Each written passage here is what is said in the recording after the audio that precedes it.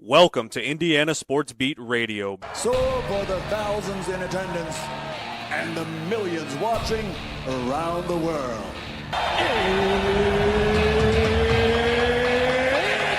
Time! Three on the way. Oh! It went in! It went in! And Indiana wins the ball game! Know your role and shut your mouth, you jabroni! Float game for the win! Ayler's gone. Goodbye. Touchdown, Indy. Woo! IU. America. They got a football team now. It's pretty simple. I win. Google me. You know that I'm the cream of the crop. Now, here's Jim Coyle.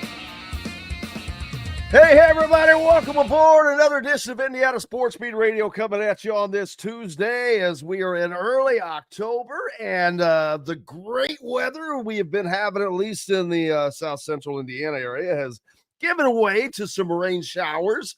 That's okay. That's part of it.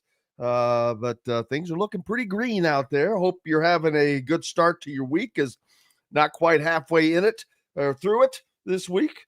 But looking forward to another fun show. Mike DeCourcy from the Sporting News will join us, as will Bill Bender, their senior football writer, will join us as well. So looking forward to that as well. And of course, Indiana and Oregon going at it this weekend. We'll be talking about that and other things involved with the Big Ten and the SEC. Monday Night Football last night. Did you see that game? The Jaguars and Colts fans, beware the Jaguars, a team that Indiana has had trouble with on the road. But Trevor Lawrence leading them to a pretty big win last night over the Kansas City Chiefs, leaving the Chiefs with a 2-2 record. But that final touchdown, if you happen to be watching, I've never seen, I don't think I've ever seen a quarterback fall down. He didn't really fall down twice, I guess. And he didn't fall down. I think it was the guard or the center, I can't remember, but someone stepped on his foot as he's stepping back, and boom, he goes to the ground. This is on the crucial game-winning play, by the way. He goes down to the ground after stumbling backwards, tries to get up, falls down again, but manages to then get up, escape a tackle out of the pocket, and then race to the end zone for the game-winning score. Crazy. As the Jaguars end up knocking off the Kansas City Chiefs.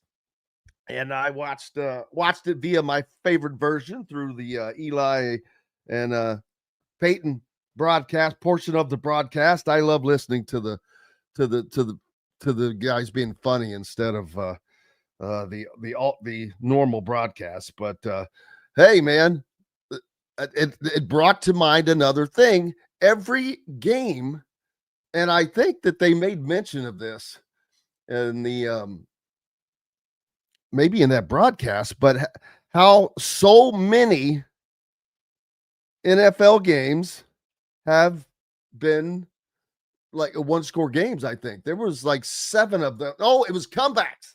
There were like 7 games that were big comebacks this week alone, and it just goes to what I've been saying about sports in general. College football, for one thing. Last season never saw a better season. This season, same thing. There is such parity now. The SEC is a model of parity. There's not a great team in the SEC, but there's a hell of a lot of good ones. Now, the Big Ten is not caught up. The Big Ten has a couple of really good teams, but not a lot of good ones. My question is Indiana one of those really good teams? Maybe. It may be the case, and we'll find out this week as they travel to Eugene, Oregon. As long as that's a 4-quarter game, I think you have to put Indiana in that category of being a really, really good football team. And I believe they are, because they're so good on both sides of the ball. Andy says on the commenting, and you could do so if you're following along on our YouTube channel, Indiana Sports Beat Radio. Jim, I think there should be some real reporting on IU basketball. Said falling behind on NIL, there is an increasing possibility of missing out on Anthony Thompson, Latrell Allman. Well, first of all, who says that Indiana has fallen behind? Is there any proof to this? Any substantial proof, number one. Number two, do you want a team, or does Darren DeVries want a team of guys built on the guys you have to pay, that you have to give the most to? That it comes down to, if we're talking, you're making $1 million or $2 million, which I don't know it could be either of those. Does this come down to $100,000, which that's a lot of money, I'm not going to lie. But at some point, you have to decide, are these the guys I want on my team? Are these the guys that I think I can count on? So there may be some of that also. A lot goes on. And, but, there is no real reporting on these NIL money numbers. Nobody is doling that information out. And it is very hard to find. Fred wishing John Mellencamp a happy birthday, 74 years old. How about that? Can you believe that? Why is it? I hate to say, isn't it hard to believe, because that's how if you're in TV, you'd end up on Kimmel saying, can you believe it's August? Can you believe it? Can you believe it? Because there's just a plethora of, I can believe it. It comes around every damn year at the same time. It happens once a year on this same day. But Eddie Van Halen, I heard that. I could not believe Eddie Van Halen has been gone 5 years. Now that, Brian, I agree, was a little shocking when I heard it. But that just goes to show you how all of us don't value our time as we should. I'm the same way. And it is amazing, because we just start taking life for granted, I guess. And it just slips away. So value it, baby. Value it every day. Again, what a graceful win for the Jaguars last night. Hey, isn't it Prime Day or something today and tomorrow? It's a big deal. And thinking about this Indiana-Oregon game, this is a gigantic matchup. First of all, it's a top 10 matchup, in which I think this is a true top 10 matchup. This is not one of these AP poll bull pretenders. This is a true, because we're deep into the season. This is week 7? Yeah, week 7. These teams have proven that they're good. Now, it's going to be extraordinarily difficult to go out to Autzen Stadium in Eugene, Oregon, where it only holds 54,000. But again, the design, it's a complete bowl, helps keep the sound echoes from echoing, and it's built in a mountainside, man. So helps that they are able to make that noise a lot louder. And you've got people in both end zones, as opposed to Indiana doesn't really. They kind of do on the north side, but in the south side, you've got those suites and some people that are standing up on that balcony deal, but it's not quite as loud. Brian says no one is giving IU a chance. It's going to be hard, but they have a chance. Yeah, they have a chance, but I've got to be honest with you. Do I expect Indiana to go out there and win that game? No. But can they? Sure. They can. Yeah, I don't think it's impossible, but I don't expect Indiana to win that game.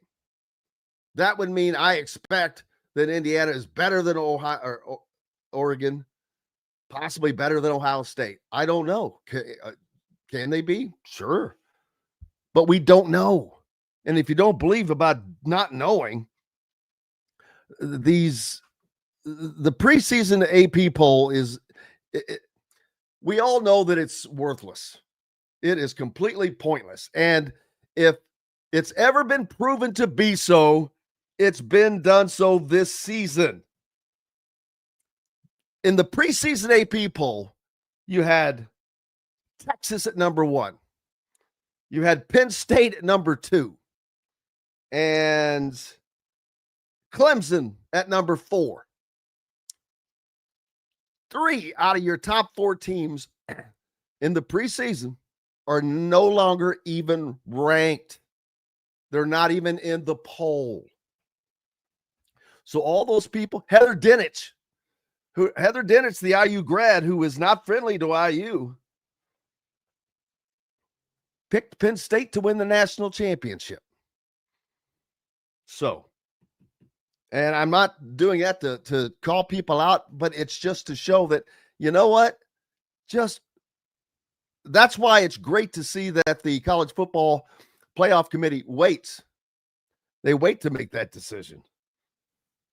They wait to get as much information as possible, rightly so, and so they don't look nearly as off, per se, as the preseason guys did. Well, the Rose Bowl, which served as kind of Curt Cignetti's coronation a year ago when they went to UCLA and got that big road win for Curt Cignetti in his first Big Ten action. Will that also be the beginning, the impetus for the exit of James Franklin? Very possible.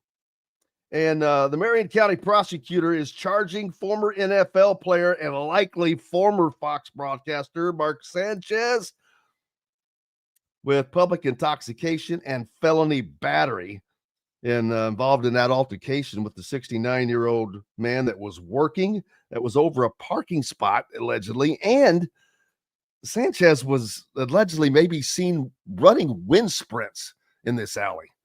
So, but the story just keeps getting better. So he's drunk, he's running wind sprints in an alley, and he gets into a fight with an old man. Boy, that's how you wrap it up. Hey, let's hit a break. Mike DeCourcy from the Sporting News joins us next. Kick it all off, back with more on Indiana Sports Beat Radio right after these messages. Andy Moore Honda is Bloomington's #1 Honda dealer for a reason. Buy a new Honda and get a 3-month break from car payments. That's right, no payments for 90 days. That includes the all-new, all-electric Honda Prologue, and you get it for just 0.9% financing, or the 2024 Honda Ridgeline Black Edition, or the Honda Accord LX, both for just 1.9% financing.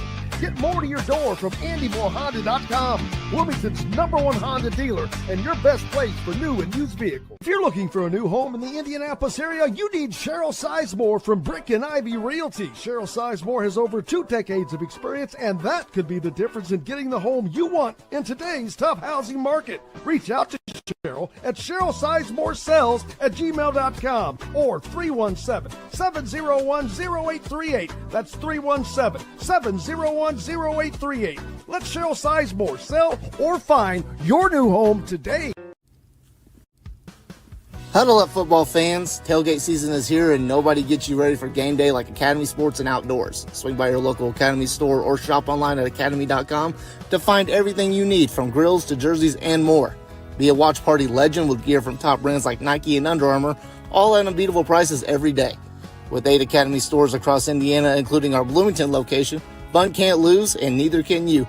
Gear up today at Academy Sports and Outdoors. Zach Browning here to tell you about an offer you simply can't pass up. If you're looking for the best coverage of Indiana football and basketball, which includes recruiting, weekly chats, podcasts, as well as access to the best national team out there, then look no further than thehoosier.com. The best part, it's just $1 for the first week. Oh, and did I mention that you get a full year of access to The Athletic when you sign up? You can't beat the coverage, and you can't beat the deal. So head over to thehoosier.com today and sign up for just $1. It'll be the best decision you ever made. Welcome back, Indiana Sports Beat Radio on this Tuesday, joined by the great Mike DeCourcy from the Sporting News. Michael, how are you, sir? I am doing well, Jim. How are you? If I was any better, I'd be you, my friend. I just enjoying the day. It got some rain coming in, which is actually fine. I was kind of getting sick and tired of that beautiful sunny weather. It was getting a little boring, so we mixed it up a little bit. No, but watched another great finish to an NFL game last night, although crazy. I don't know if you saw the end of that game. I did. I'm like, I've never seen a quarterback fall down. He didn't really fall down twice, but I guess he did. He tried to get up. And someone stepped on his foot initially, and I'm like, usually that's it. You're like, oh, this play's blown up. No, he gets up, falls down again. This definitely does. Nope. Gets up, escapes the tackle, and scores. I'm like, you got to be kidding me.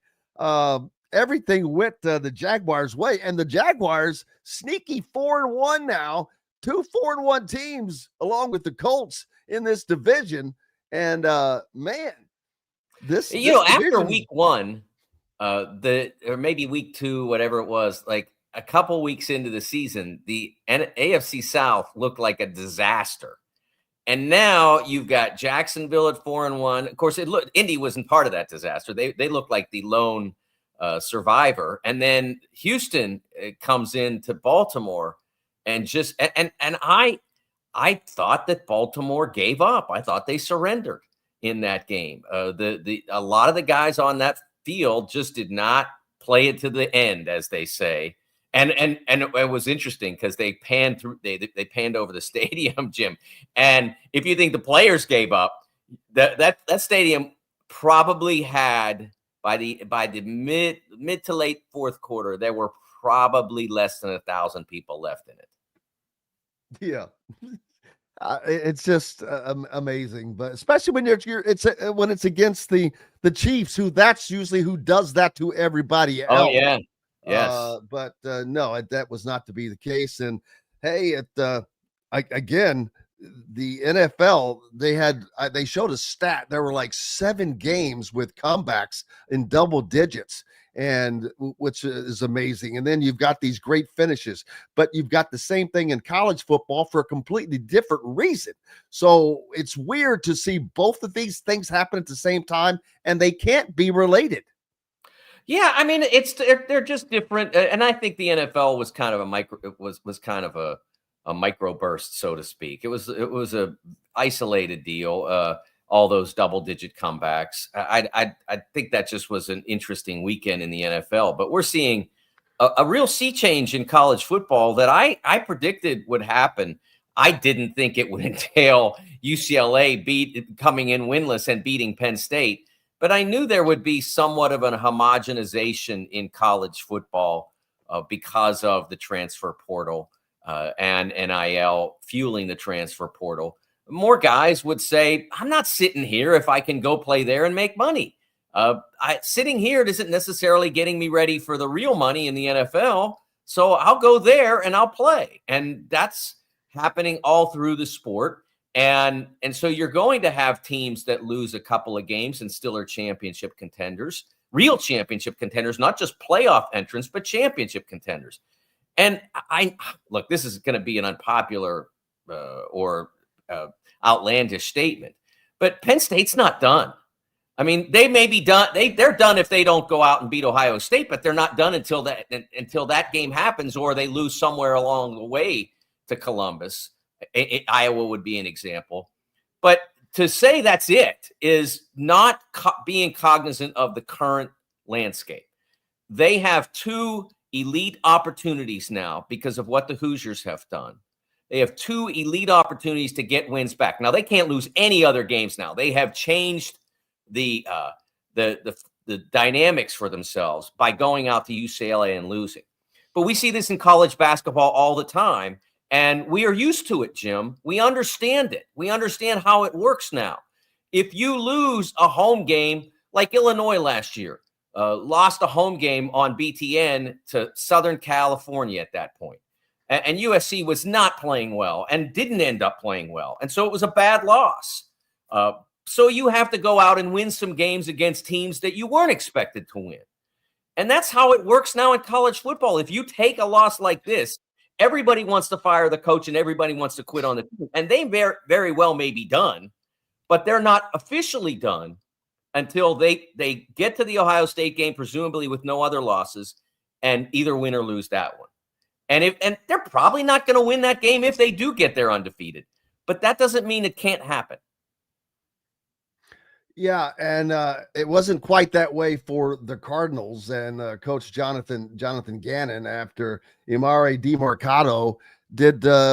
We've had this like 2 weeks in a row. And we've seen it before. I don't know how this is ever possible again, but drops the ball just before crossing the goal line. I mean, literally, and you can see it. He let go of the ball before he crossed the goal line and started to flip it. I'm like, why would you ever even come close to that? He got ripped. He was being consoled by a teammate, and then the coach came over and ripped him, and the coach apologized for it. But he deserved to be ripped. He's a professional paid athlete. That was the winning. That cost him the game. What other sport do we do this, Jim?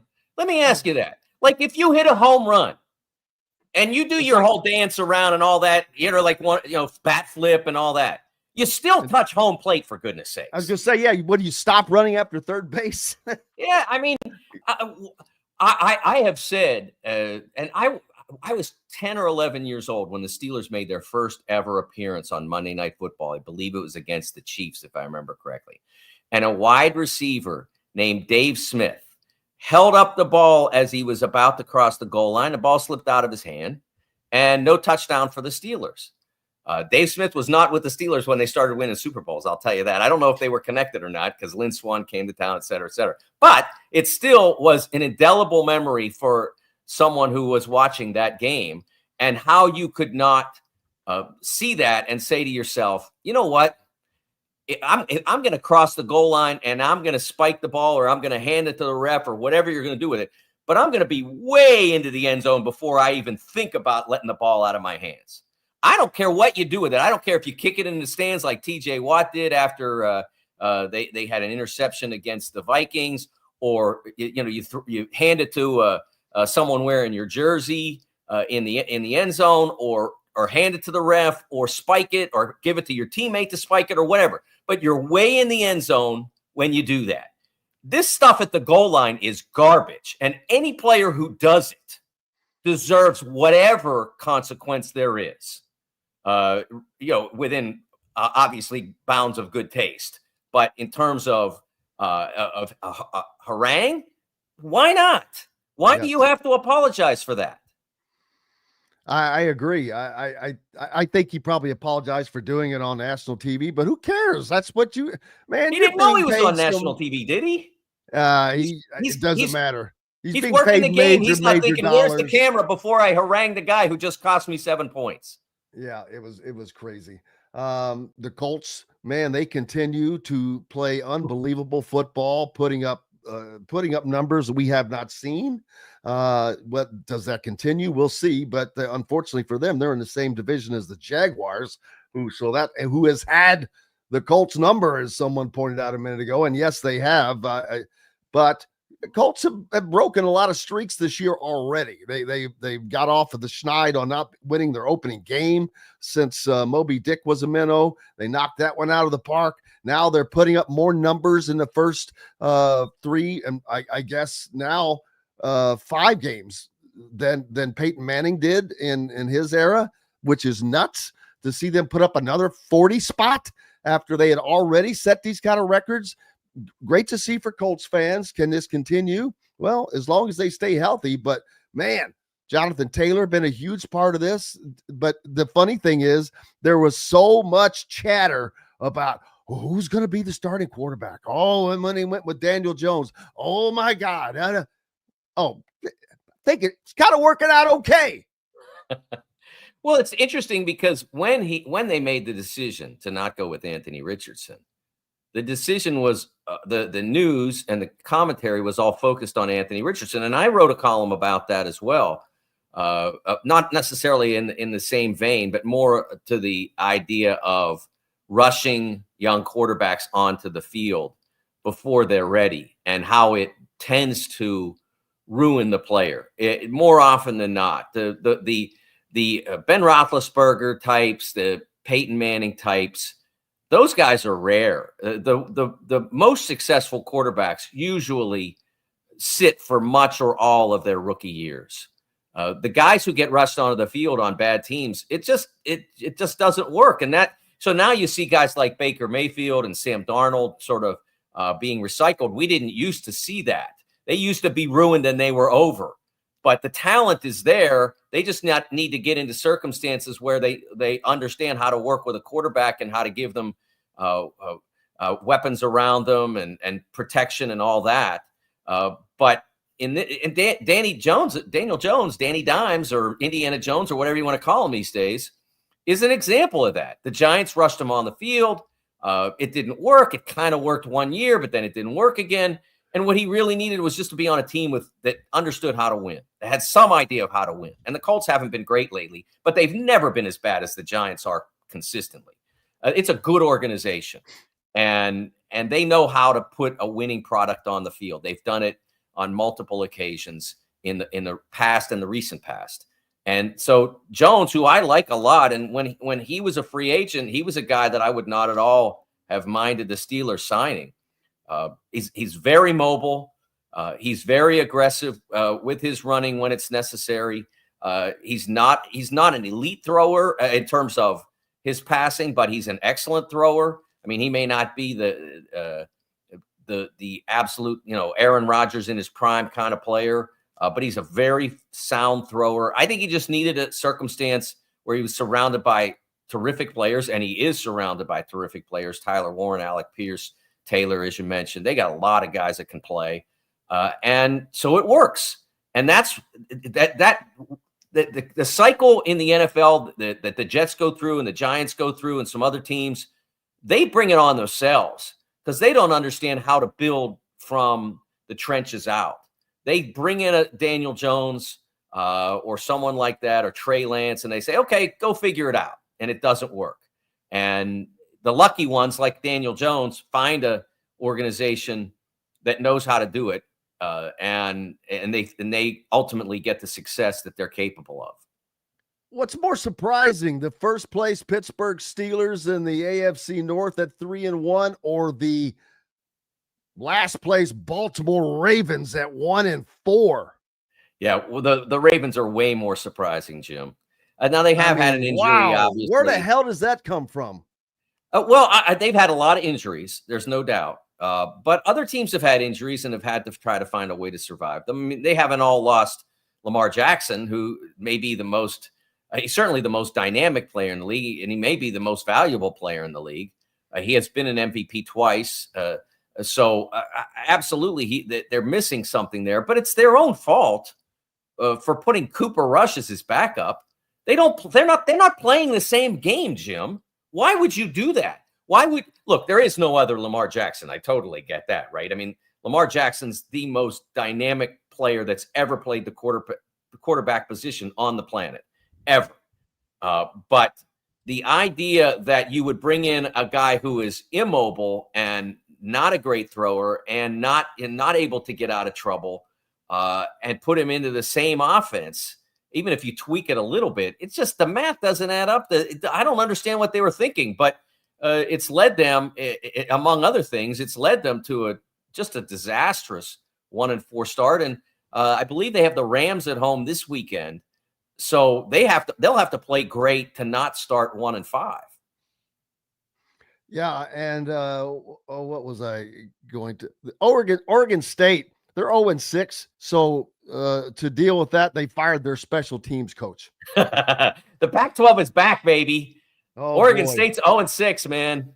I would say that there are a lot of teams out there that are struggling in college football now, and the money is tight in certain places, and I think that you feel like there's something you need to do. I don't know the circumstance behind why they chose him of all the staff members that they had that they could have made a change with, but they've got a lot of work to get back to being what had been a really fine Pac-12 program. When they were in the real Pac-12, for the most part, they were a plus program. They had some really good teams.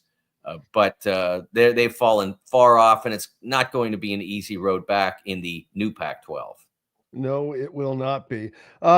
We talk a lot about how pointless the preseason polls are. I don't think they have never been more pointless in football especially. I think football is harder than basketball. You can get a sense in basketball, at least. In football, obviously not. The people that voted in the preseason, that voted Texas number 1, that voted Penn State number 2, and voted Clemson number 4, all of which are not even in the current poll. I don't know that has ever happened, but it also shows that this is nothing but a gigantic guess and a bigger waste of time, personally, because while things kind of wash out as the season goes on, as they have the college football committee, playoff committee, smart thing. They don't even start putting their first one out until the 8th week or 7th week or something like that after this week. And Jim, even theirs is just a show. Let's be honest. It really is. It's still, yes, because we still don't know. We don't know who's the best team in the SEC. How long has it been? How many years? There's no way a year ago we didn't have an answer to that. A year before that, which I know we're getting into a different era, but we understood, we kind of knew that I'm going to have to say it's Georgia, or, if it was Alabama, whoever it was, you'd have a great indication. Right now, you're like, maybe it's Ole Miss, but I don't know that because the SEC has great parity right now. I don't think that they have a single great team. They have a bunch of good ones, as opposed to the Big Ten, which I think might have 3 really good teams, but then nothing. No. I'm not buying that. I'm not buying nothing. A drop off. Yeah, but only because those teams have found a way to separate themselves. Ohio State, most obviously, Indiana. I don't buy that there's not good solidity in the middle of the Big Ten. I think Maryland's a very good team. I think Nebraska's a dangerous team. Nebraska defeated Cincinnati in a very competitive game. What's Cincinnati done since? But tear through Cincinnati the Big 12. And Brendan Sorsby, the former IU quarterback, is one of the tops in the country. I mean, he's having an unbelievable year. So shout out to the former Indiana guy, man. He is doing it and having fun. And I think the only game they lost was it to Nebraska? Did they lose that game? Yeah, that's the only loss they have. They've beaten Kansas. They took out Iowa State and handled them pretty well at home on Saturday. So my point is that there is quality in the Big Ten, in the middle of the Big Ten. Michigan is playing very well. SC, those are all very capable teams. Well, I thought that they were, but we can't get – USC is not getting that solid win. I was really curious as what would happen with them in Illinois. And Illinois, of course, it was a walk-off win, so that game could have gone either way. I think that both of those teams needed that game desperately to maintain a position of hey, we're decent, because there just are few teams that are ranked in the top 25 right now, other than the top 3. You just said don't pay attention to the polls. I know that the polls they're skewed. There's no doubt. Yes. They're skewed. They're bias skewed. Missouri probably not being recognized, even though they're in the SEC the way they should. Missouri might be one of the best teams in the SEC. I don't know yet. They have a wicked schedule. We'll sure find out. But at least I love the parity in the SEC, because man, oh man, you don't know. It's not fun when you're like, well, yeah, they're pretty much surely going to win this game, and they do. That's not. I love seeing the unknown. But Indiana, for them to be in a position to be one of the teams that I honestly believe could be one of the best in the country, that's amazing. And then, of course, this weekend, if you thought of the 2 coaches that any athletics director would say yes to in a heartbeat if you could have them, is there any way that Kurt Cignetti and Dan Lanning would not be those top two coaches right now? They're both terrific. They're both outstanding. They've both done great work, and not just in building the programs, but executing. Because Lanning took Oregon out to Penn State a couple of Saturdays ago and won a very difficult game. They execute. They very rarely leave their best game in the film room. They get ready and they go out and play well, and it's the same for Kurt. Jim, I will tell you, I just looked at it. There are 9 teams in the Big Ten that are undefeated or have one loss. So I don't see any reason why I should believe, without evidence, that Washington lost to Ohio State. Who's not losing to Ohio State right now? Maybe Indiana. Washington has a good offense. Washington has a really good offense. They are greatly improved. I'm shocked at how, I'll be honest with you, I'm most shocked at the improvement of Purdue. Purdue's played very competitively. Absolutely. I think it's a quality league. Now, I mean, it's hard to know for sure how good in the absence of more non-conference competition. And again, that goes back to what we talked about weeks ago, that the Big Ten needs to get that automatic P4 non-conference game on their schedule for the future, as every other league, at least I don't know if the Big 12 has said that, but I know the ACC and SEC have said we're doing that now. Big Ten needs to move in that direction, because rather than sit here and look at the rankings and see no Big Ten teams and say, well, they must not be very good. When you see what I said before, that they have some quality wins outside the league. They're playing pretty high quality football, but they didn't take as much of a chance to prove that outside the league as the SEC did. Although the SEC's was mitigated by the fact that they're not proving it as much inside the league because they're only playing 8 conference games this year.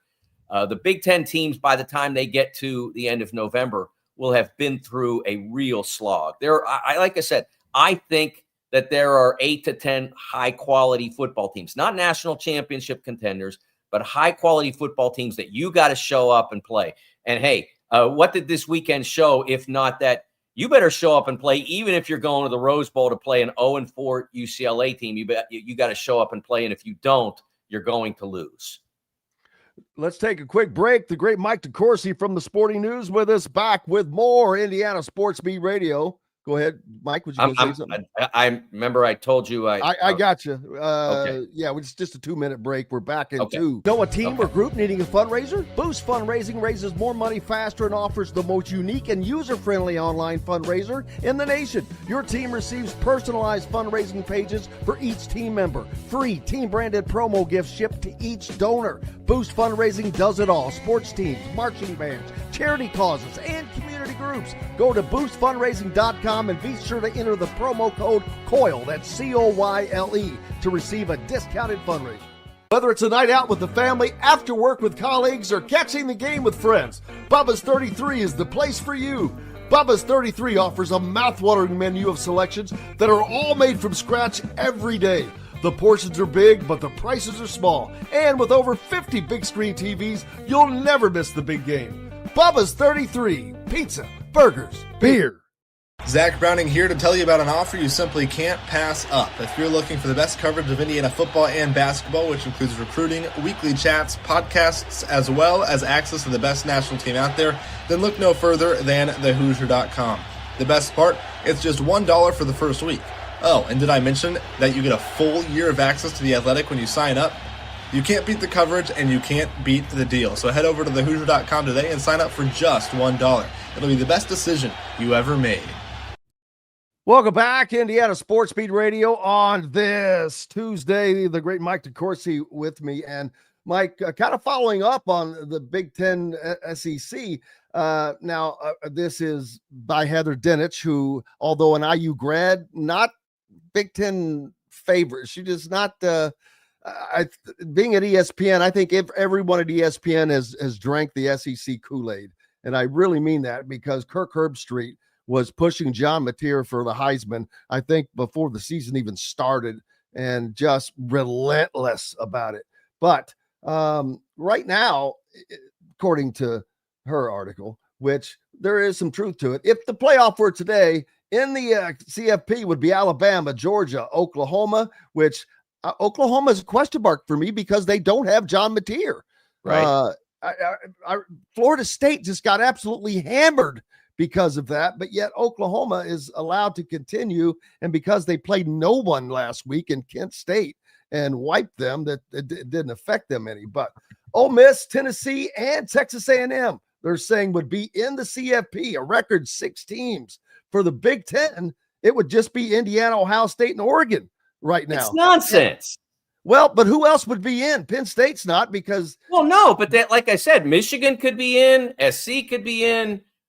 You've got. I mean, Illinois. Okay, so they got destroyed by Indiana, but they haven't lost any other games. You just don't know. It's way too premature, and that's my point. Is that they're looking at poll rankings, and poll rankings don't mean anything. They don't mean anything. What will it look like in the SEC in another 3 weeks? What will it look like in the Big Ten in another 3 weeks? I have no idea. We don't know. The SEC is definitely going to be a meat grinder because, like I mentioned, Missouri. Well, they host Alabama this week. That's a decider right there. That will kind of put you. You're either raised up a notch or pushed down a notch by winning or losing that game. I can't wait for that game. That's going to be because the Vanderbilt game was relatively close the whole time at Alabama. So, right.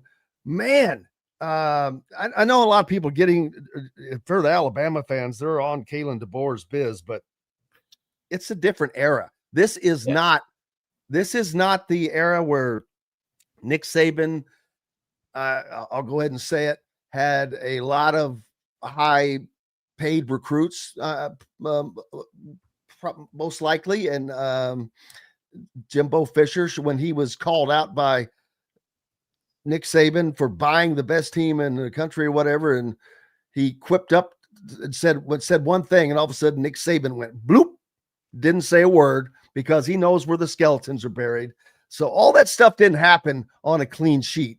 But regardless of that, with all that, though, I still think the Big Ten has the 3 best teams in the country. Indiana yet to be determined, but I'm going to include them in until they're proven otherwise. I think Oregon is definitely, they might be the number 1 team. It could be Ohio State. I mean, I guess you got to leave the king until he's dethroned, but Oregon looks very good. And Indiana has done remarkable things. You go on the road to win at Iowa, you crush a top 10 Illinois like they did.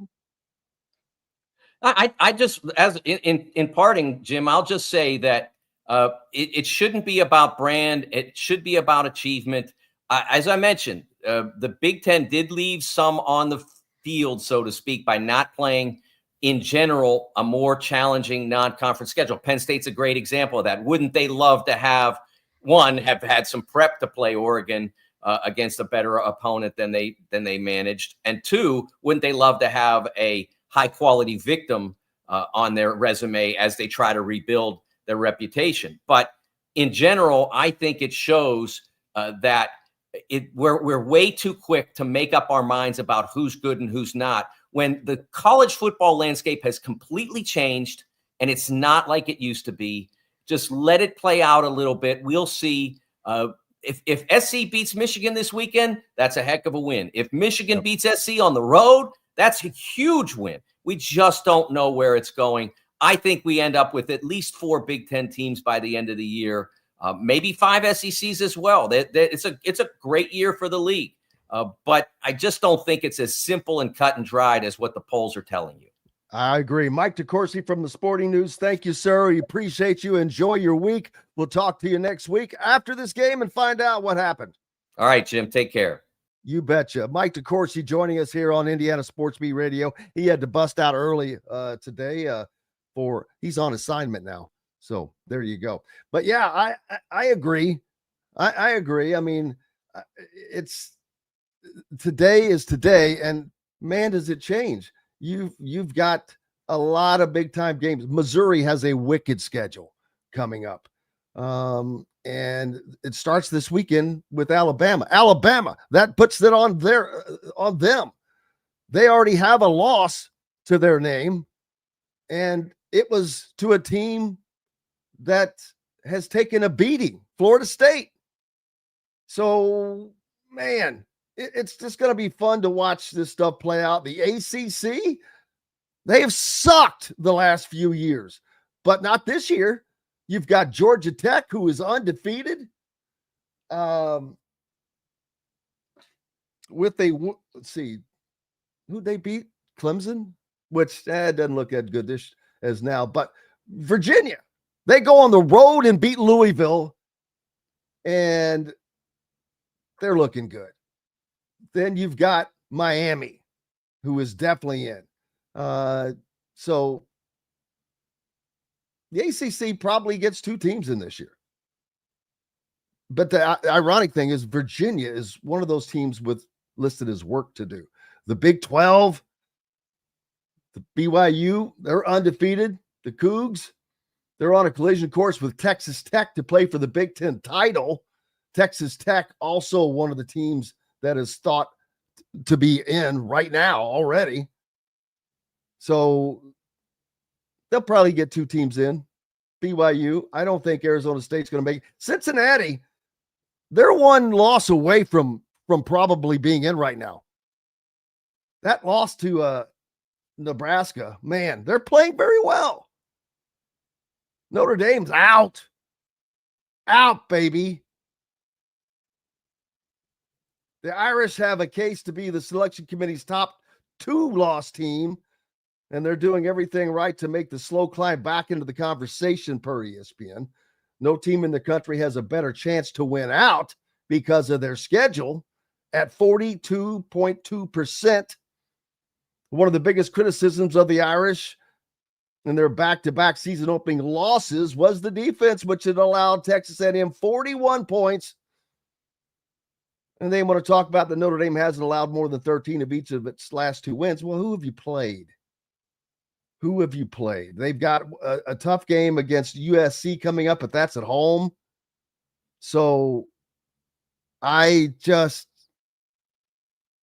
don't know, man. Notre Dame could get squeezed out because the ACC, I think, will definitely get 2 teams in. The Big 12 get 2 teams in. I think at the end of the day, the Big 10 might get 4 teams in.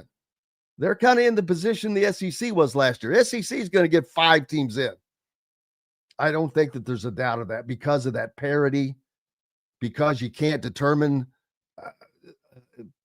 between 1 and 5 is probably going to be relatively close. Indiana, Oregon, Ohio State, I think make it into the Big 10. Now, what happens if Indiana loses at Oregon and Penn State? The Penn State loss will look a little worse now than it would have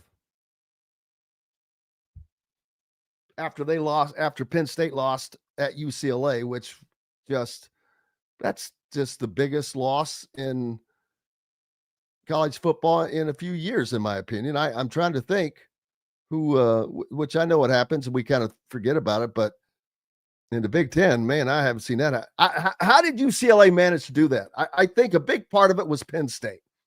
It was not what I would have considered to be a trap game, but it turned out to be a trap game. Had UCLA been a normal team that hadn't had to fire their coach and all of that and had everything new, that would have been you would have considered that a trap game. But there's no way when they hadn't won a game. And they were in complete, total disarray. But that shows you also, to me, the disarray that was under Deshaun Foster, which I thought was obvious from the beginning. You could tell. I mean, I hate to go back and say that when he was first introduced at Big Ten Media Days and he tells everybody that UCLA is in Los Angeles, if that was a joke, it would have been funny. It wasn't a joke. He was serious. He didn't know what else to say. He's not a good speaker. And you don't have to be a world-class speaker to be a good football coach, but you have to be able to communicate what you're doing, what you're trying to do. That was obvious to me that was not the case with Deshaun Foster. So I'm going to imagine there was nothing but disarray in what was going on there, how things were being put together, game plans. There probably weren't really game plans, but I'm just guessing. But it's hard to imagine a coach that made the turnaround. UCLA obviously already has their next football coach. You and their interim defensive coordinator, I'm going to take credit, Kevin Coyle, and interim offensive coordinator Jerry Neuheisel, step up and do what they did. Get the Bruins to do what they did. It's unbelievable. Their new skipper is Tim Skipper. I think they already have their staff in place, ready to go. What happens to them the rest of this season? I mean, you're pretty far in now at, what are they, 1-5? So a bowl season is probably off the table, but man, you've created some excitement in a place that had nothing. Not bad. Not bad. Hey, we've got more coming up later on. Bill Bender's going to join us from the Sporting News, their football senior writer. We'll get his intake on what things that are coming up. And anything else he might have to say about the college game. See what he thinks about the Big Ten. Indiana's, man, it's going to be a tough road out there, but we'll talk more about Indiana and Oregon and as well. You've got two Heisman quarterbacks going at it. A big, big matchup. We're back with more Indiana Sports Beat Radio after these messages. If you're looking for a new home in the Indianapolis area, you need Cheryl Sizemore from Brick and Ivy Realty. Cheryl Sizemore has over 2 decades of experience, and that could be the difference in getting the home you want in today's tough housing market. Reach out to Cheryl at CherylSizemore@gmail.com or 317-701-0838. That's 317-701-0838. Let Cheryl Sizemore sell or find your new home today. When it comes to apparel and promotions, FreeThink has you covered, literally, whether it's 24 or 200 shirts for sports leagues, businesses, or groups. FreeThink Apparel and Promotions can also create your very own merchandising store. FreeThink Apparel and Promotions did it for Indiana Sports Beat Radio, and they can do it for you. Whether it's screen printing, embroidery, digital printing, promotional products, vehicle wraps, or anything else under the promotional line. See what FreeThink Apparel and Promotions can do for you at freethinkapparel.com. Huddle up, football fans. Tailgate season is here, and nobody gets you ready for game day like Academy Sports and Outdoors. Swing by your local Academy store or shop online at academy.com to find everything you need, from grills to jerseys and more. Be a watch party legend with gear from top brands like Nike and Under Armour, all at unbeatable prices every day. With 8 Academy stores across Indiana, including our Bloomington location, fun can't lose, and neither can you. Gear up today at Academy Sports and Outdoors. Whether it's a night out with the family, after work with colleagues, or catching the game with friends, Bubba's 33 is the place for you. Bubba's 33 offers a mouthwatering menu of selections that are all made from scratch every day. The portions are big, but the prices are small. And with over 50 big screen TVs, you'll never miss the big game. Bubba's 33, pizza, burgers, beer. Welcome back, Indiana Sports Beat Radio on this Tuesday. Glad to have you along for the ride. Keep it locked on the radio station. You got it on throughout the day for great continued sports coverage and commentary, no matter where you are. And if you're following on social media, please do the deals. Hit the subscribe and like buttons and let us know that you're following us. Hey, and for those of you, I'm curious, how many of you actually have a subscription to thehoosier.com? It is without question the go-to site as far as inside information, as far as daily information on both Indiana football and basketball. The coverage is unbelievable on the local level, and that does not even include on the national level, which is immense. There's some things coming soon, some more big announcements with the Hoosier.com as they have, or On3 has part of the On3 network, continue to just do things to make it better and better. Along with your subscription to the Hoosier.com, you get a subscription to The Athletic, which I read a lot as well as On3. Between those two, it's just an immense amount of information and gets you up to date on everything. More importantly, it is a great help to us. But if you're a subscriber to the Hoosier.com, it allows us to bring the coverage to you that we do. I mean, travel and getting all of that stuff, it's not free, man. It is not free, and that's what it goes for. So please be a subscriber to the Hoosier.com. You can check it out for just $1, and you get it for 50% off for your entire first year, in addition to a subscription to The Athletic and everything else that comes with the On3 network. So do us a favor. Go to the Hoosier.com right now while you're listening and subscribe. It's an easy deal, and it's like $5 a month is what it comes out to. So appreciate you. John says, Brian, what does Brett Russell thinks that Notre Dame needs to direct snap to Love if they want to win?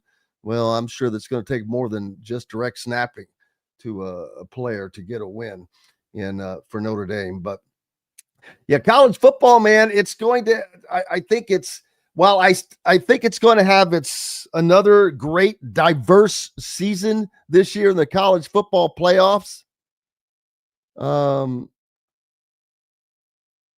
I still think the Big Ten is going to win the national championship.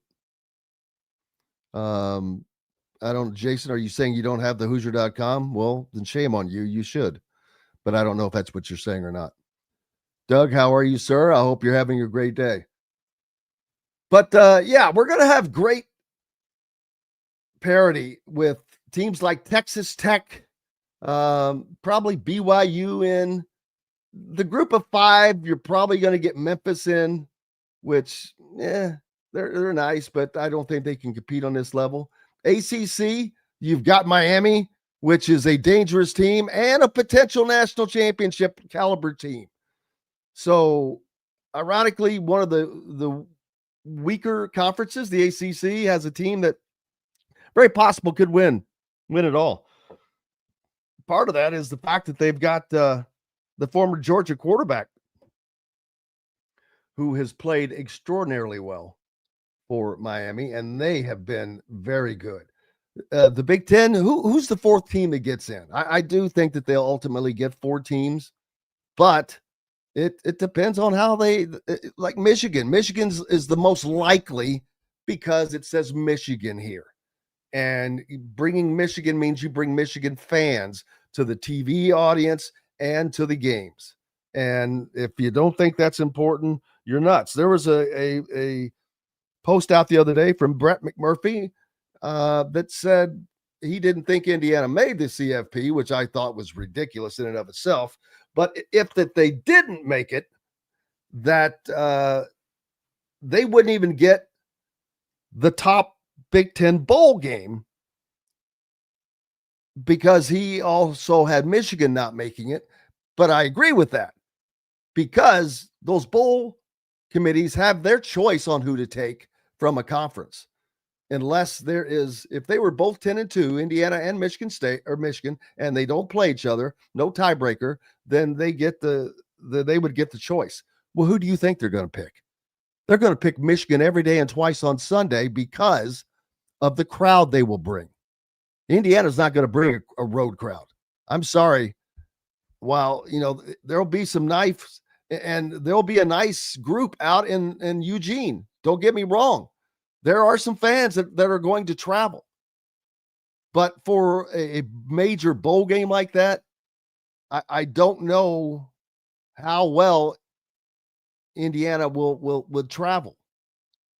There's always been a hardcore group that travel. And I use this as an example, and it may not be fair, but the what was it? The Gator Bowl when they played Tennessee a few years back. I was really impressed with the turnout by Indiana. And I was like, wow, this is amazing. Right up until we walked into the stadium. And at that time, everything changed for me because Indiana had like 2 full sections that was red, but the rest of the stadium was orange. And I'm like, oh my. So now that was a different time, different era, and I know it would be better, but I just don't know how good it would be. But that's why they would take Michigan over Indiana if that were the case. I don't think that's going to be anything to worry about. I think Indiana makes the college football playoffs. Even if they were to lose to Penn State on the road, I still think that they get in because the body of their work. But it's going to be interesting. Does Indiana needs to play 4 quarters against Oregon without question. This is their 3rd opportunity to really show. I mean, Iowa was nice, tough road win, but this is a big time matchup here. This is a top 10 matchup, top 7 matchup, to be honest with you. And Indiana they need to show that they belong in that game. Now, it's going to be tough. It's on the road. The expectations are not for Indiana to win. If they win, that's gigantic. I'm not saying they can't. The expectation is not that they will win this game. Let's be honest. They don't have to. But they do have to play. They have to show up. And I don't think that that's going to be an issue because Indiana's defense is good. What are they going to be able to do with Dante Moore? I mean, he's a Heisman Trophy, a legit Heisman Trophy candidate. But you've got Fernando Mandoza, who's also a legit Heisman candidate. This is a major, major game. I already mentioned Kurt Cignetti and Dan Lanning, probably 2 of the hottest coaching names in all of college football right now. Then you have Fernando Mandoza and Dante Moore. Another gigantic storyline. Then you have 2 top 7 teams. 2 of the top 3 best teams in the best conference, in the conference that has the best teams going at it. So, Devil does not think BYU. I've seen him play very little. I'll be honest with you. He doesn't think they're going to the playoff. Says they're not very good. Yeah, we'll see. Things, as the year goes on, that's the thing, man. Things change. Doug likes Sig's road plan to leave Friday and be home on Saturday. As a matter of fact, he met with the media yesterday, and I'll try to get that in here. Try to get it moved up to about exactly where I asked him about that about going on the road. Let's hear what Kurt had to say. You really, I say it all the time, you prepare for them all the same. Otherwise, you'd be doing a disservice to your team if you're all in one game and not all in on another, right? So from that standpoint, it's pretty much the same. When you mentioned maybe not being quite as big up front as Oregon is, how do you kind of combat that going into the game on Saturday? Well, you put together the best plan for your team that you think gives you the best chance to be successful. But I have confidence in our team, right? They are big, they are athletic, they are a very good football team. We're a good football team. Dwell on the line. Yeah, Kurt, he thinks that he acknowledges that Oregon they're big. They're just bigger, and they're bigger than Indiana. And there's no doubting that, especially on the offensive line. And he had to have a certain look, and he'd looked at the sideline, but we quit doing that after year 2.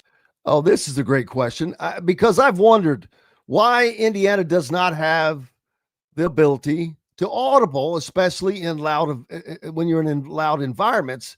If you've got a 4th and 1 play called and they've loaded the box, boy, it would be nice to be able to get out of that situation. But apparently, that's not something Kurt Cignetti has done much of. Any position in those games.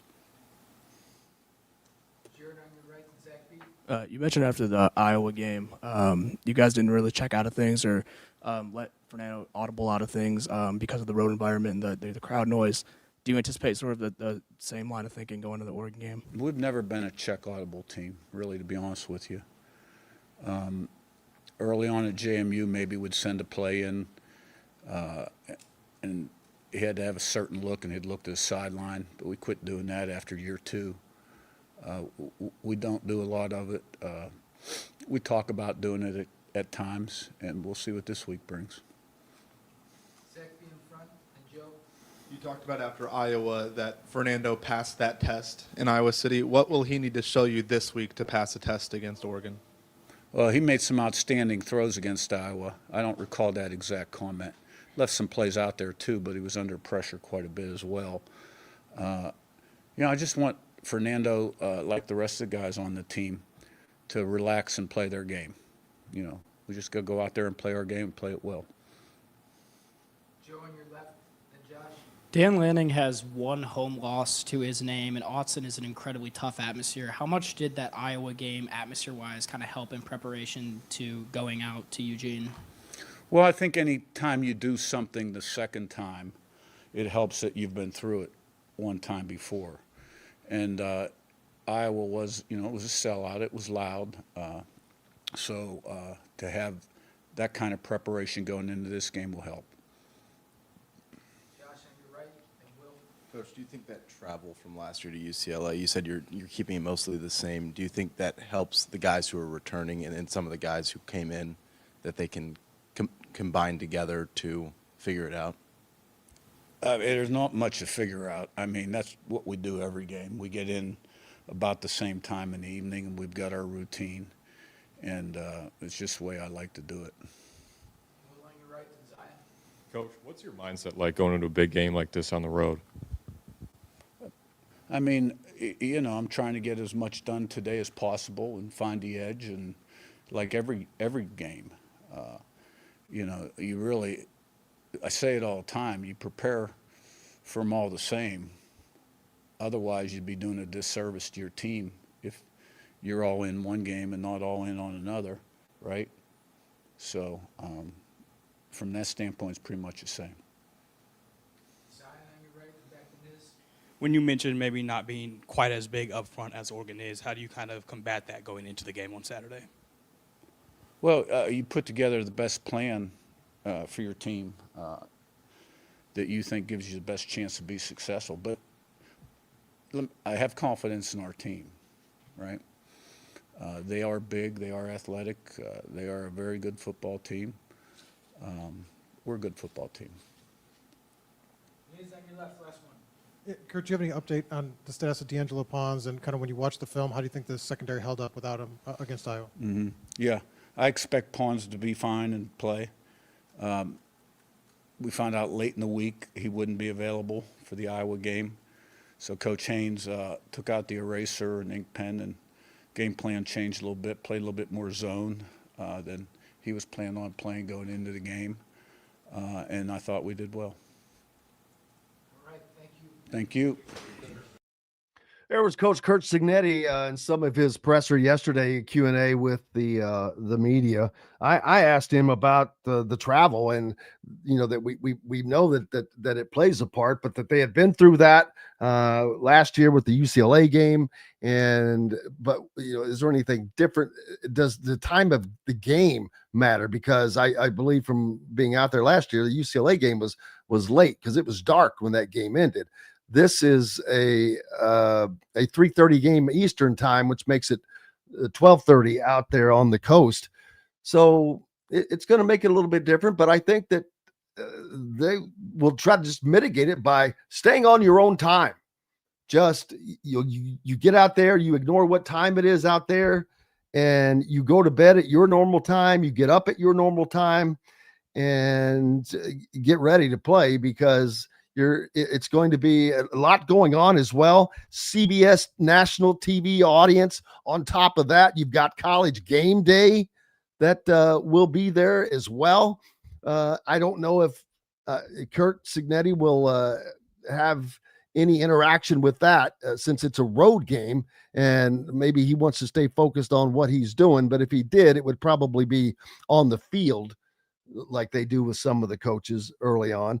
But they love to have some Cignetti on without question. And Jason says that Oregon is a lot louder than Iowa, and even though it is not quite half the size, it is a fact. They're known for noise, man. 127 decibels, I think, is their record. With the capacity is around 54,000. But it's how this thing is it's a bowl. And by bowl, I mean there are actual seats in each end zone and complete seats around, not, some decorative stuff to look like it's filled in. It's just a complete bowl, but it also sits at the bottom of a hillside. And for whatever, it's kind of like Assembly Hall. It's built to keep noise in or sound in. And it's going to be loud like it was for Indiana and Illinois, for Illinois, but louder. It will sound much louder than out there. How does Indiana handle that? Other than the snap, it doesn't seem to really, it shouldn't affect Indiana, because they're not audibly, which I find it odd that a team at this high of level doesn't have that. I don't want to say capability, because it's obviously not a capability, but it's a choice that Kurt Cignetti has made, that he would rather things be the way that he would like for them to be. So there's that. Hey, we've got to take a break. Much more coming up. Bill Bender's going to join us later from the Sporting News, and we'll get his take on all things college football, as he is the senior writer for the Sporting News. Much more coming up. Back with all that and more after these messages. The ISC Sports Network is your home for sports content across the Hoosier State. Find us live on TV and streaming, or archived on our website and our app.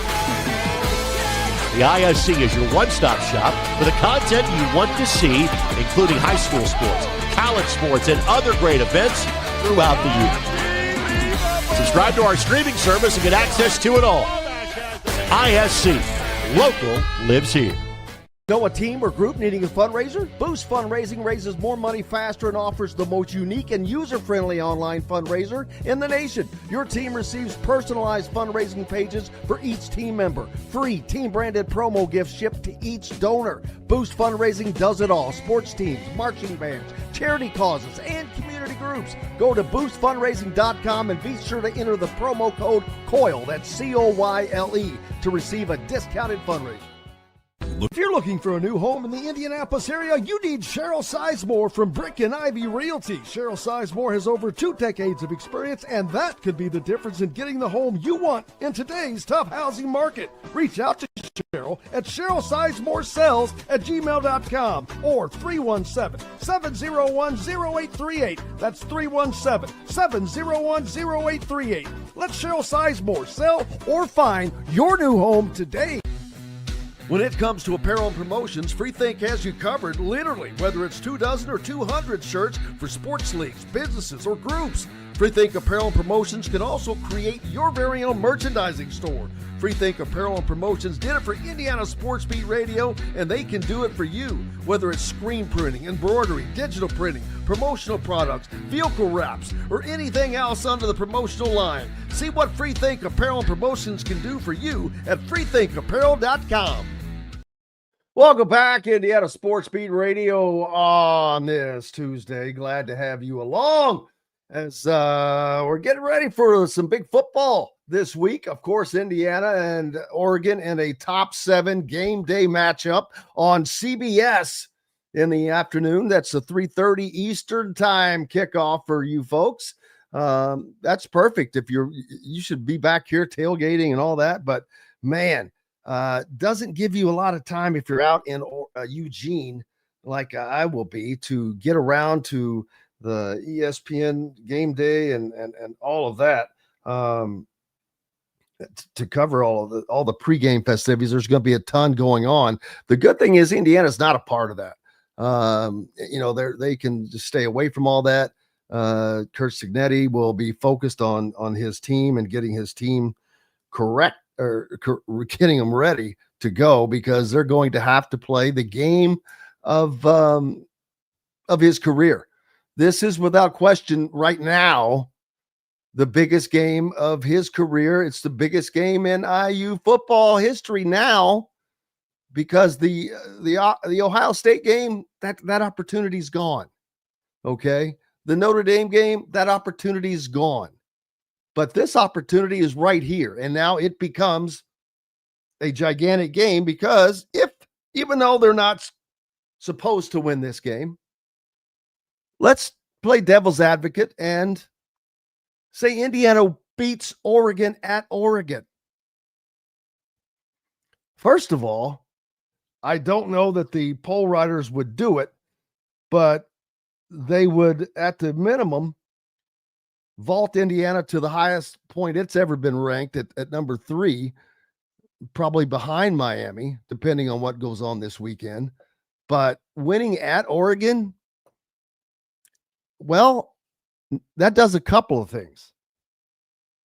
It vaults Indiana into the category of stop doubting Indiana, people. Just stop.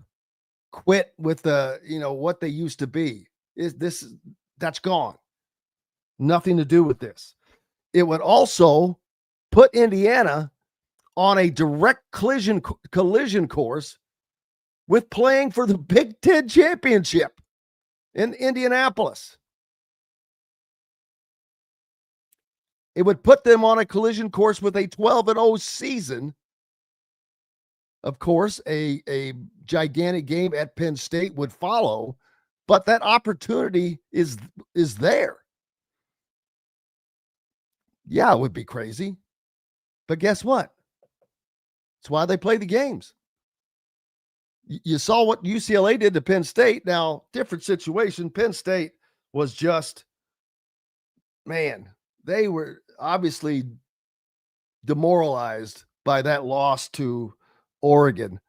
I think that James Franklin must have been demoralized, and it must have permeated throughout his team. And then you add that long distance travel on top of that. Probably everybody on that team, including James Franklin, just overlooked UCLA. Hadn't won a game, fired everybody. There's no way that they're going to be in disarray. Well, they weren't. And they played their butts off. So that would be something. Andrew pointing out, if Indiana were to beat the number 2 Oregon Ducks, you add that to a win over a number 9 team, I think that would make Indiana the only team with 2 top 10 wins on the season at that point. Yeah, normally that probably would vault you to number 1, but they're not going to vault over Ohio State. Ohio State, you have to dethrone the king. I just think that everybody is going to leave Ohio State there. But if they won that game, and if they could get by Penn State, well, as Howard Schnellenberger once said, Indiana University is on a collision course with a national championship. The only variable is time. He said that about the University of Louisville, but I always like bringing that out. But that possibility is there. Very tough row to hoe, getting through Oregon. And I don't care what Penn State did at UCLA. That's going to be a tough game, people. It's not that it's not winnable. It is. But it's also losable. That's the same, that Penn State team that lost to UCLA, they lost mostly in the cabeza. That's the same team that took Oregon to overtime. So it's not like they're not a good team. They are. They probably should still be in the top 25. I was shocked to see them drop all the way out. But there you go. Dan Lanning said about Indiana, unbelievable opportunity sitting in front of us here with a top 10 matchup versus a really good team. You watch these guys on tape.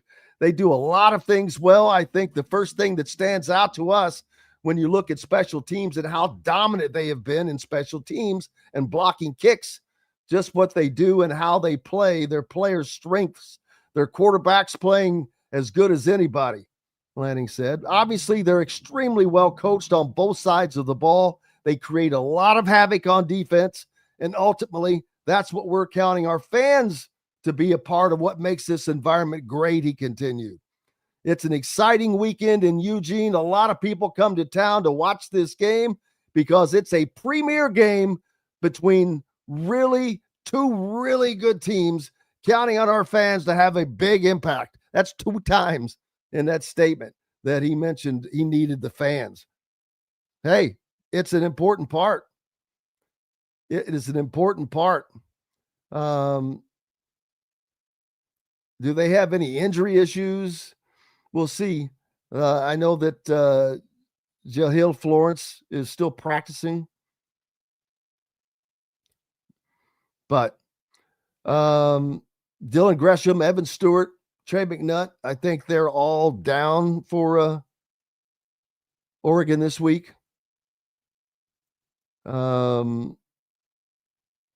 Well, it doesn't necessarily affect our prep, talking about not having those guys, or having game day in. It doesn't necessarily affect our prep, the excitement around playing an unbelievable team. But I think you'd be lying if you said it didn't affect our fans.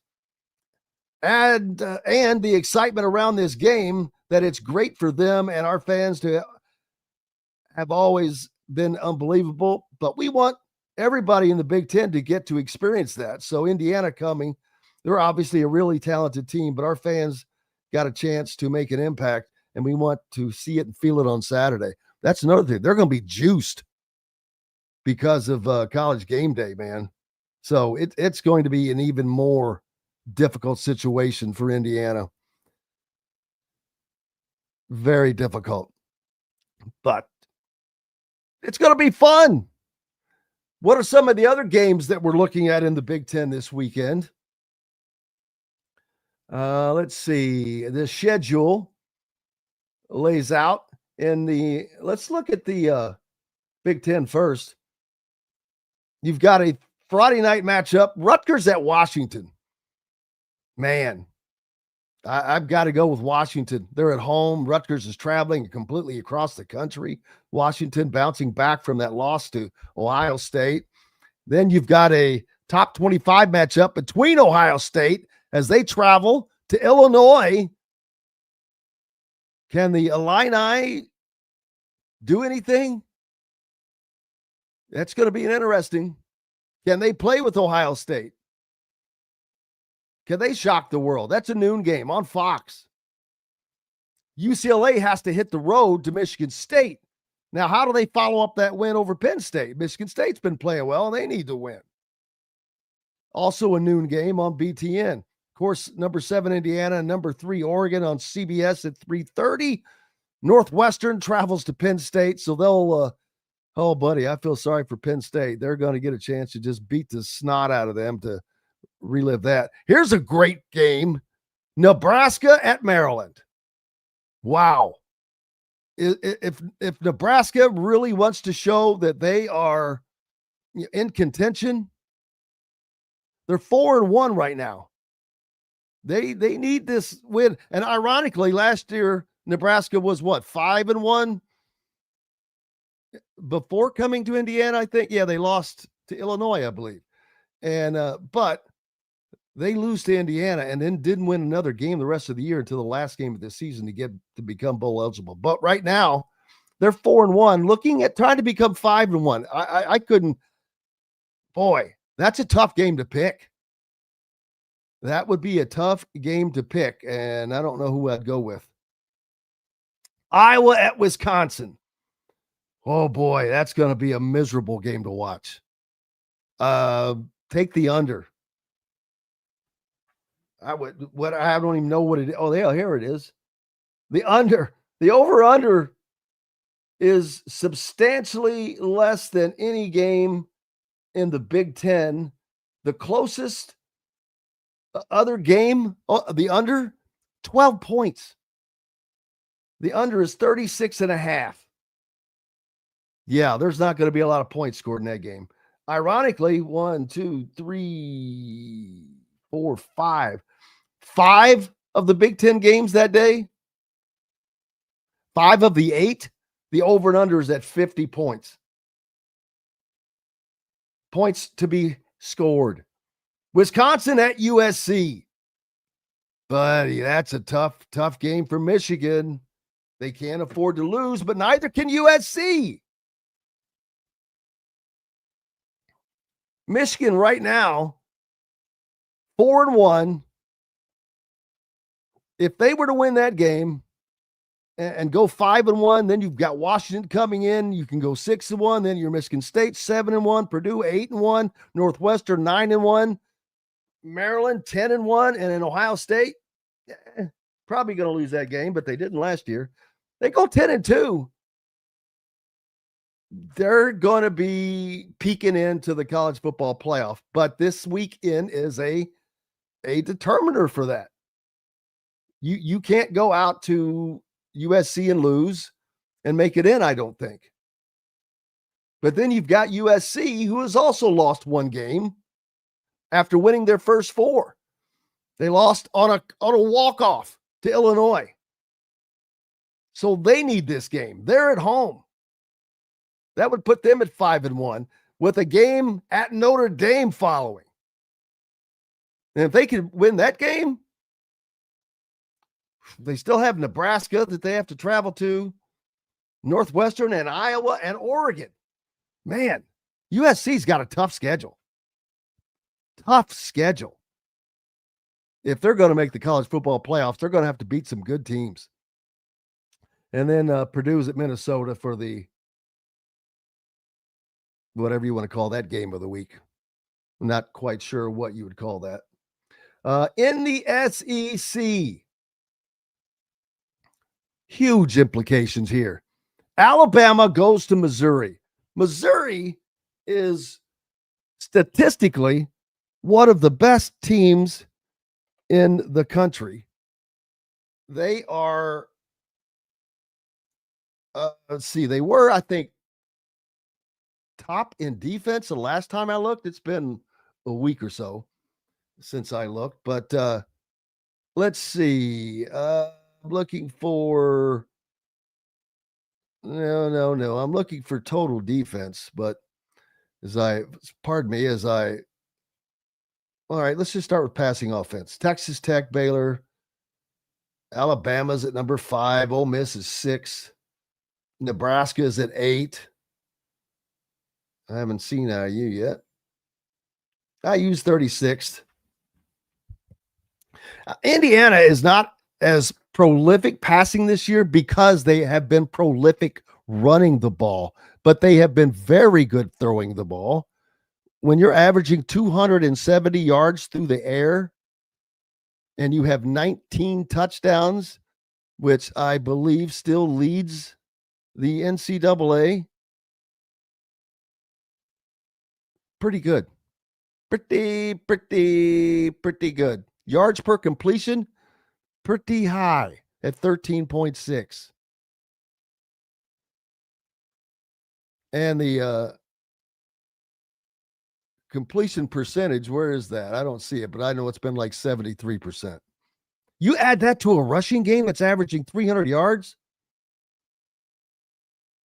Man. Indiana has to run the ball this weekend against Oregon. They have to be able to run the ball to get the passing game going. Against Iowa, I was listening to Joel Klatt, who I like. But he said that in the Iowa game, Indiana only averaged like 2.1 yards per carry. And I'm not sure that I agree with that, because if you're taking into account that last play, well, you got to take that out of the equation. You know, what were they like the rest of the way? I'm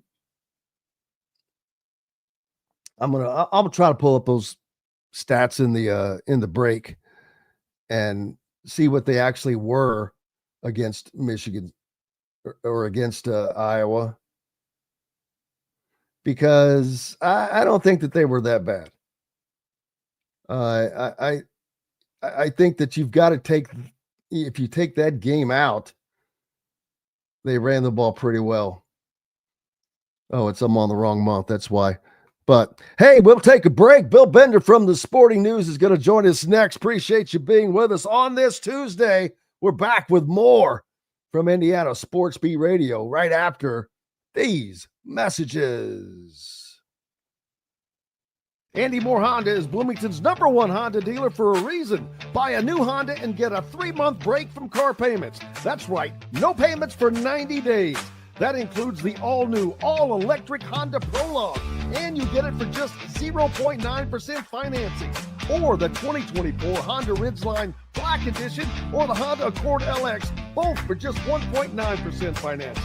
Get more to your door from AndyMooreHonda.com, Bloomington's #1 Honda dealer and your best place for new and used vehicles. If you're looking for a new home in the Indianapolis area, you need Cheryl Sizemore from Brick and Ivy Realty. Cheryl Sizemore has over 2 decades of experience, and that could be the difference in getting the home you want in today's tough housing market. Reach out to Cheryl at CherylSizemooreSells@gmail.com or 317-701-0838. That's 317-701-0838. Let Cheryl Sizemore sell or find your new home today. Huddle up, football fans. Tailgate season is here, and nobody gets you ready for game day like Academy Sports and Outdoors. Swing by your local Academy store or shop online at academy.com to find everything you need, from grills to jerseys and more. Be a watch party legend with gear from top brands like Nike and Under Armour, all at unbeatable prices every day. With 8 Academy stores across Indiana, including our Bloomington location, fun can't lose, and neither can you. Gear up today at Academy Sports and Outdoors. Zach Browning here to tell you about an offer you simply can't pass up. If you're looking for the best coverage of Indiana football and basketball, which includes recruiting, weekly chats, podcasts, as well as access to the best national team out there, then look no further than thehoosier.com. The best part, it's just $1 for the first week. Oh, and did I mention that you get a full year of access to The Athletic when you sign up? You can't beat the coverage, and you can't beat the deal. So head over to thehoosier.com today and sign up for just $1. It'll be the best decision you ever made. Welcome back, Indiana Sports Beat Radio on this Tuesday. Glad to have you along, and happier to have Bill Bender again to join us from the Sporting News, senior football writer for them. Mike was on with us earlier, Bill. He must be traveling. Looked like he was in a hotel somewhere, but no surprise to that. I know he's heading to Big Ten Media Days here soon. He may be up in Chicago for that, no doubt. But how have you been? I was just on a pod with Mike. So you've got Mike and I on the same day. And the fact that you have me back means that I didn't whiff too bad on the first one. So I'm more than happy to be back on. It's great to talk to you again. No, you're one of the few national guys that to me, I look at that just view things for how they are. If you look at ESPN, all the stuff that comes out of there, there's a lot of SEC Kool-Aid. Herbstreit has no doubt drank the Kool-Aid. He has gone to the dark side, so to speak. And I hate that. I would love to just see it, because it's such a great game right now. The sport of college football is incredible. And I wish everybody would just view it as it is and wipe away what it says on the jersey, whether it says Indiana or Missouri. Who cares? If they're good, they're good. Look at what they are, because I mentioned earlier with Mike, all these AP poll writers that had Texas, Penn State and Clemson, numbers 1, 2, and 4 in the preseason poll, and they're not even in the poll anymore. So it just open your eyes and just take it in. But I think you do an exceptional job of that, and always a pleasure to have you on. We're very fortunate. Obviously a big matchup this weekend with Indiana and Oregon that can't be ignored. And Indiana, as I've said, they've got to play 4 quarters. They don't have to win this game. They're not expected to win this game. If they did, it would be incredible. But they do have to, in my opinion, show that they belong in this category, because I think potentially they are one of these 3 Big Ten elite teams. And the Big Ten has elite teams, but the SEC has a bunch of good teams. To me, the ante or the buy-in to get in the playoffs is going to be 10 wins out of these conferences. Later this week, I'm going to break down the SEC, the rest of the schedule, and kind of project what I think teams are going to be, and do the same for the Big Ten. And right now, I mean, I'll give you a spoiler. I think there are 3 10-win teams in the Big Ten. I think Oregon, Ohio State, and Indiana are those teams. So if Indiana, even like you said, I like how you put it. So I wouldn't view Indiana that much differently if they went out to Oregon and lost like 38-27. I'd say, they competed, and that's a tough place to win. And Oregon's very, very good. Now, if Oregon does something in the neighborhood of what they did to Oklahoma State, which I don't think they will, perceptions start to change a little bit. But, like I said, 10 wins will get you there. And I'm starting to rethink the Indiana-Penn State game, and maybe that's an emotional reaction to the weekend. But how can you not have an emotional reaction to what happened out at UCLA this weekend? It was shocking to me. Normally, I said earlier, normally you could look at that as you would have expected that to have been a trap game because of what happened to them, the emotion of that loss, where it was at home with the whiteout and the travel all the way across the country. But they were playing UCLA, who stunk, who hasn't hardly won a game in 2 seasons, had won one all year, just fired their coach, their offensive coordinator, their defensive coordinator. There's no way they can be together and organized. And boy, did they shock the world, every one of us. And I'm like, wow. I'm still shocked that they lost, that they weren't able to come back and win that game. But because I think that may be the beginning of the end for James Franklin, because he still has to play Ohio State and Indiana. And even if he wins 1 of 2 of those games, they're probably out of the CFP, because they're not going to have the 10 wins. And you mentioned that was my visceral reaction to Saturday. And it wasn't just that they lost. It's like UCLA gave them multiple opportunities to get back in the game, kicking a 56-yard field goal attempt that led to a Penn State touchdown, a blocked punt, even going for it on 4th down in your own territory and not getting it. And I'm like, at what point is Penn State going to win this game like 41-40 and just move on with their life? And here's something Mike and I were talking about earlier this morning I'd love to run by you. When the Colts go out to the West Coast and lose, there aren't Colts fans that say, oh, it was the travel. And if we're going to have professional college football, they're going to have to figure it out. To me, this travel thing is very real in the Big Ten. It's very real going east to west. It's been like that my whole life, honestly, but that was for 1 game. So these Big Ten teams are going to have to figure out how to travel and how to do it like professional teams. Michigan's a great example this weekend. They're going out early. They're going to stay at Jim Harbaugh's house with the Chargers, and then they're going to go play USC at the Coliseum. But you've got to win these games. Yeah, I asked Kurt about that. I wish I could find it in the clip from yesterday in this presser, but I asked him specifically. I said, hey, you've done this before. Last year, you had to go out for UCLA. It was his first Big Ten game, and it was kind of the coronation of Kurt Cignetti. Him running off the field there was a bunch of Indiana fans that actually went to that game, and it was just kind of unexpected. This was like, wait, whoa, what? This is not Indiana anymore. But they mitigated that travel. And I asked him about, does it matter the time of day that these games are going on? Because this is going to be an earlier game on top of that. It will be 12:30 out on the coast, 3:30 Eastern time. But I think that they really just go out there and you stay on your own time. You go to bed when you go to bed. Normally you get up when you get up and you get ready to play, and you forget about what the clock says.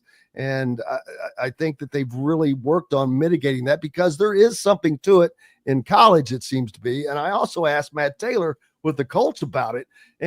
But he said, they learn to adjust and deal with that, because you also see them going to foreign countries and playing. Right. So you've just you've got to ignore that, and you've just got to be ready for anything, and can't use it as an excuse. And I think they leaned into that. I will give them the first quarter Saturday. I would say, okay, yeah, the Oregon hangover and 10-0 after the first quarter didn't surprise me. But when that bled into the second half, I'm like, what's going on here? And to your point, I mean, I was talking about that earlier, that 10 wins is required. If 10 wins is the required playoff, Annie, then yeah, this is a huge game for Michigan and USC this weekend, because one of those teams is going to have 2 losses and very little margin for error. A team like Illinois, they got blitzed by Indiana right after the last time I came on your show.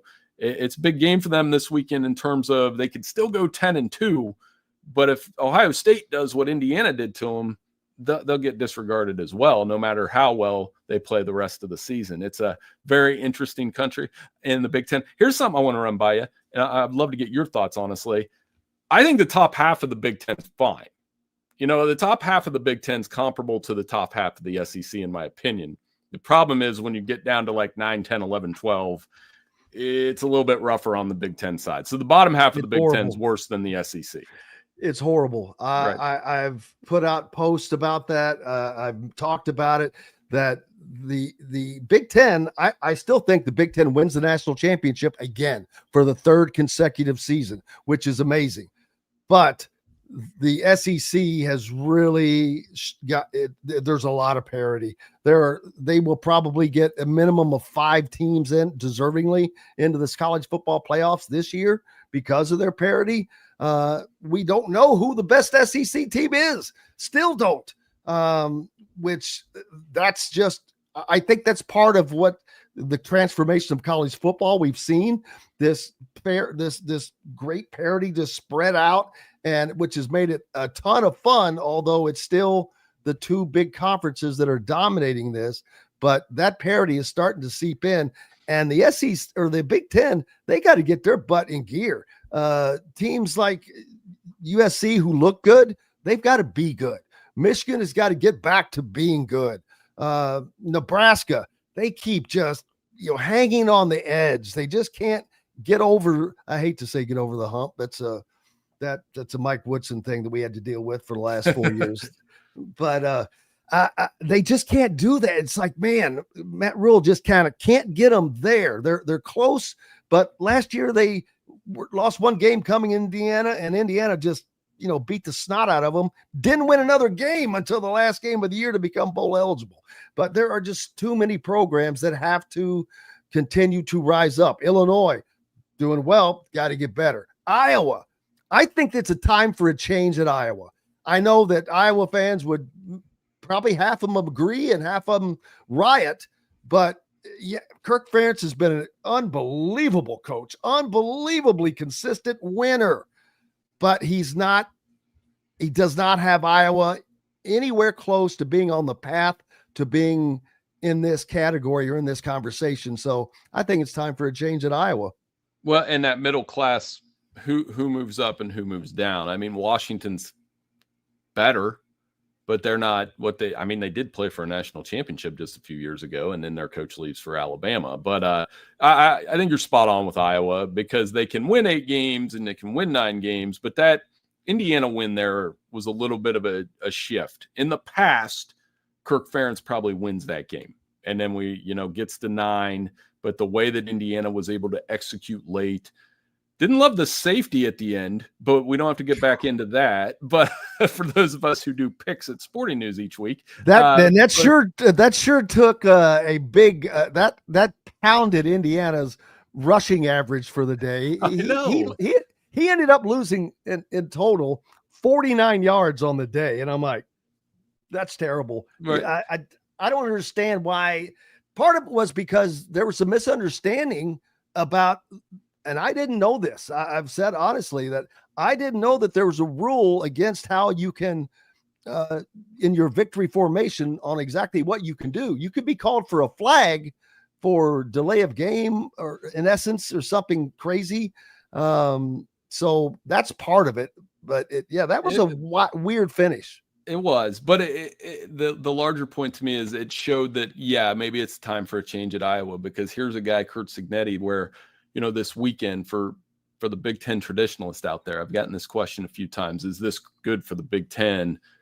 It's great for the Big Ten that Oregon and Indiana are on this stage. It's really good for the Big Ten that Oregon and Indiana have 2 of the top 5 winning percentages in college football since the start of last season. I know that's a convenient statistic. I understand that. But Ohio State being where they're at, and they look like they're historically good on the defensive side of the ball this year. I've always maintained, I may have said it last time I was on here, that the healthiest thing that can happen for the Big Ten is for somebody other than Ohio State or Michigan, 2 programs that I've watched my whole life, to win a national title. Penn State hasn't won one since 1986. Nebraska hasn't won one since those 90s runs. USC 2004-05. Oregon hasn't won one yet. So for Indiana to emerge, it's great. Because that's why the SEC has that image to this day, is they've spread out the national titles.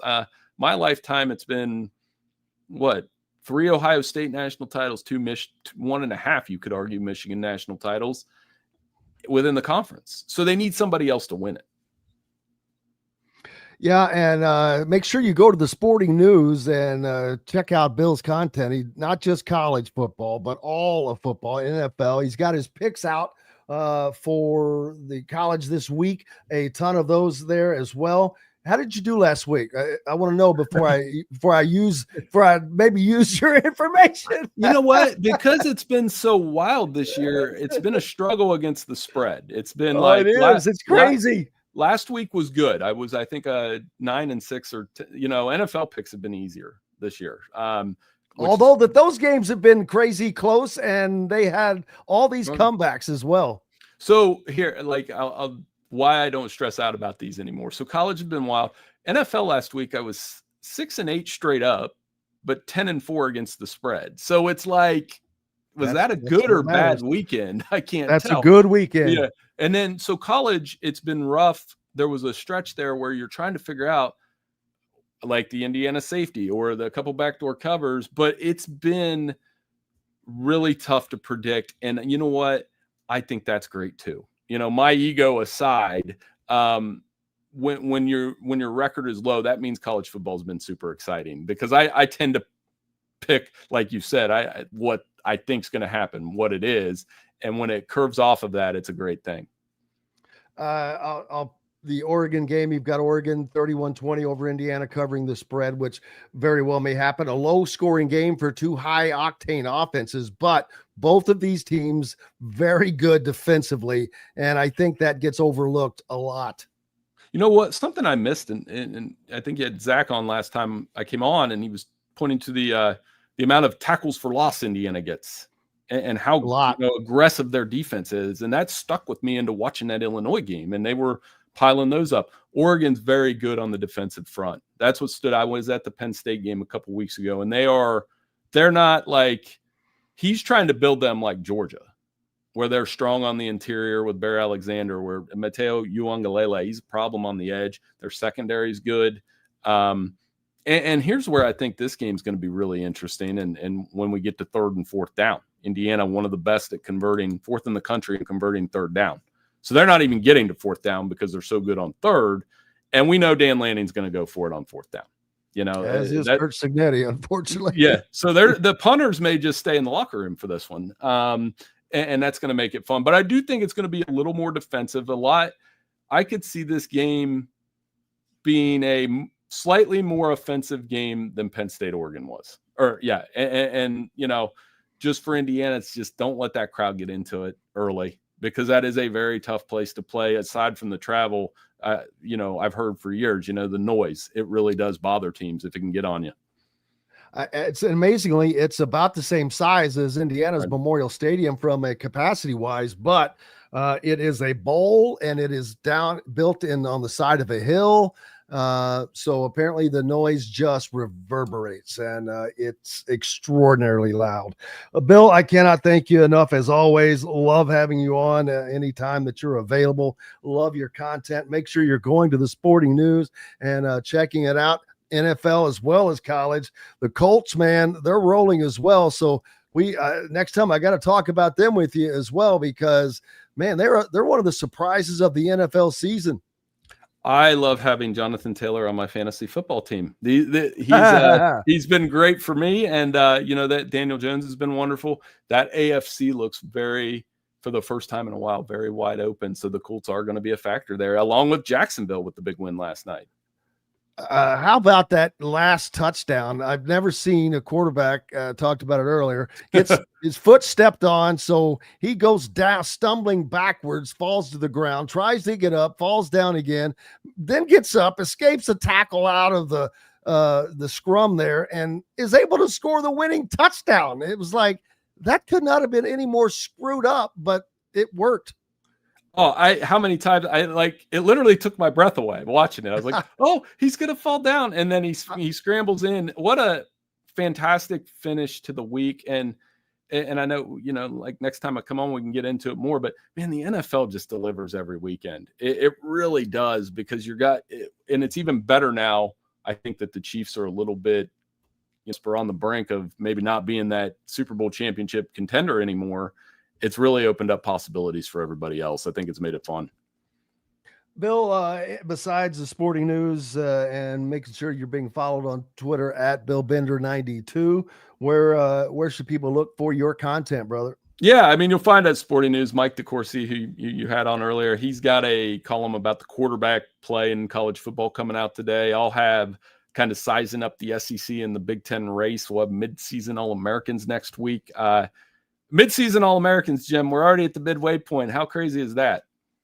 Nuts. We're going to end up on Jimmy Kimmel by saying that he always does. I was talking about that earlier. Every time they get a bunch of news clips from people, every anchor, can you believe it's August? Can you believe it's August? They're always saying that.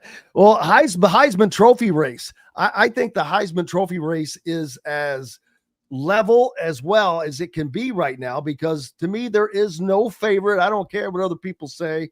Fernando Mandoza is in it, Dante Moore is in it, Julian Sayers in it, several others as well. There is no clear favorite to me right now. Well, and 5 of the top 8 quarterbacks in passer rating are in the Big Ten, and you just said 3 of them, right? Julian saying 80.2 completion percentage. I mean, I don't think I could go outside and throw 8 out of 10 passes to somebody with, I'm 46, so that's my excuse. But you get what I'm saying. That's yeah. incredible. This is not your grandpa's Big Ten, man. This is not the old 3 yards in a cloud of dust. Right, and Mendoza is in that mix, like you said. Dante Moore, Jaden Mayaba, actually USC. That's for those that haven't watched him really play. You'll get the up close against Michigan in primetime this week. I want to see how he does against that defense.